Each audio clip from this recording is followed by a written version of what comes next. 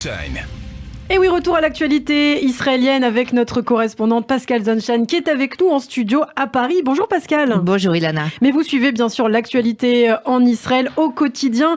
Et aujourd'hui, c'est inédit. Yair Lapid, le Premier ministre, doit prononcer son discours devant l'Assemblée générale des Nations Unies. Et on a appris, Pascal, que le Premier ministre allait se prononcer notamment en faveur de la solution à deux États.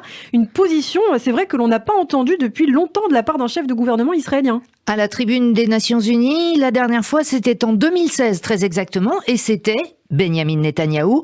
À l'époque, le Premier ministre israélien craignait une initiative diplomatique du président américain Barack Obama qui arrivait en fin de mandat, et ça avait été en fait une espèce de façon de lui couper l'herbe sous le pied. Et effectivement, depuis, plus aucune mention. Naftali Bennett, l'année dernière à la tribune, n'en a pas parlé non plus.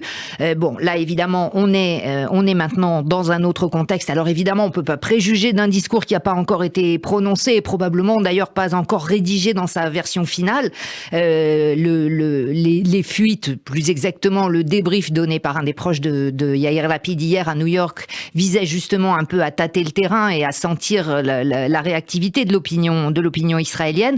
En tout cas, ce qui est clair, c'est que pour Yair Lapid, la solution du conflit par l'établissement d'un État palestinien est une formule à laquelle il souscrit depuis longtemps. Il l'avait d'ailleurs dit au président Biden quand il l'a rencontré à Jérusalem au mois de juillet, même si pour Yair Lapid, les conditions ne sont pas encore réunies et probablement d'ailleurs ce sont ces conditions qu'il va présenter à la tribune des Nations Unies et expliquer dans quelle mesure il faut, ou en tout cas ce qu'on peut attendre de leur réalisation avant vraiment de se lancer dans des négociations. Alors on peut se poser la question de l'opportunisme politique. Est-ce que la motivation de Yair Lapid n'est pas d'ordre politique? Les élections sont dans à peine un petit peu plus d'un mois. Alors ça doit évidemment entrer dans ces considérations, et puis, mais en même temps, est-ce qu'il a vraiment besoin de ça? Il est le Premier ministre d'un gouvernement de transition, d'un gouvernement hétérogène, et on a vu d'ailleurs dès l'annonce des réactions vives et opposées de la part de plusieurs de ses ministres, à commencer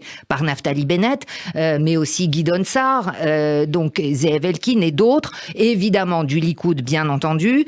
Donc là, il y a une véritable levée de bouclier. En même temps, du coup, en mettant la barre à gauche, Yair Lapid peut aussi prendre des voix du côté du Parti travailliste et de Meretz.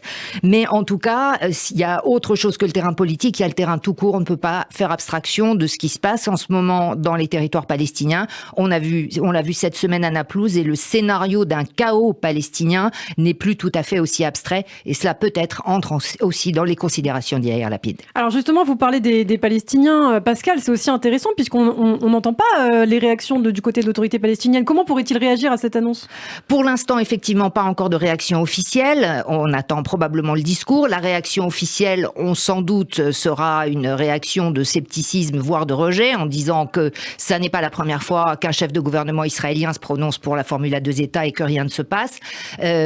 Mahmoud Abbas, qui lui doit s'exprimer samedi, ira probablement encore plus loin dans son ultimatum de rupture des accords d'Oslo comme il l'avait fait l'an dernier. Donc chacun est dans sa trajectoire. Il est possible effectivement maintenant que ce soit l'opportunité d'une reprise, même extrêmement faible, mais de reprise du dialogue. Eh bien merci beaucoup Pascal pour toutes ces précisions. Pascal Zonshine, on vous retrouvera demain matin à 7h26 sur Radio J.